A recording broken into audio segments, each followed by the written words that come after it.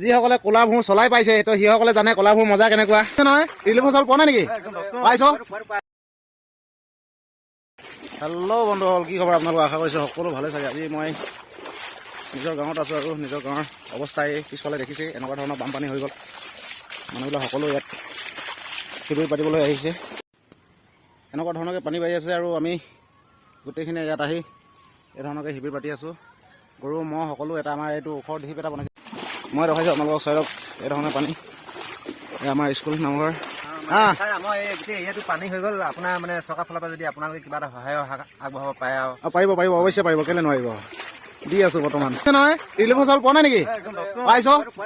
আচ্ছা ঠিক আছে, বহুত বহুত ধন্যবাদ। নহয় ৰিলিফৰ চাউল পোৱা নাই নেকি? পাইছ? আচ্ছা ঠিক আছে, বহুত বহুত ধন্যবাদ।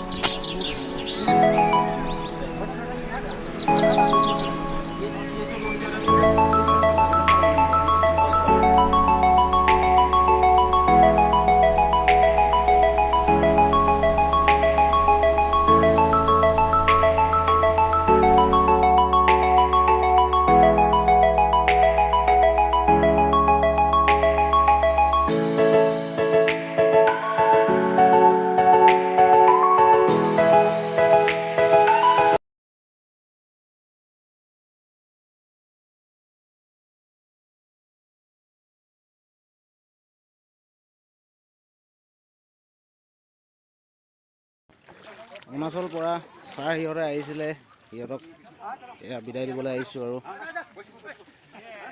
বহুতখিনি ছাৰ্ভে কৰিলে। এতিয়া 3খন নাৱত নহয় 4খন নাৱত সিহঁতক সিপাৰত থ'বলৈ গৈ আছোঁ, যিহেতু আমাৰ চম্পা গাঁৱৰ ধনেখনা বুলি কয় দলঙত থ'বলৈ গৈ আছোঁ।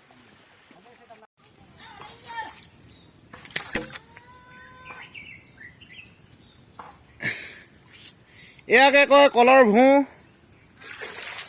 আমাৰ ইয়াতে ডাঙৰ ডাঙৰ বানপানী হ'লে মানে এনেকুৱা কলৰ ভোঁবিলাক চলোৱা হয়। যিসকলে ক'লা ভোঁ চলাই পাইছে তো সিসকলে জানে ক'লা ভোঁ মজা কেনেকুৱা ন। তো আজি আমিও চলাই গৈ আছোঁ। এইফালে কোনো নাই, চক অকলে চলাই আছোঁ।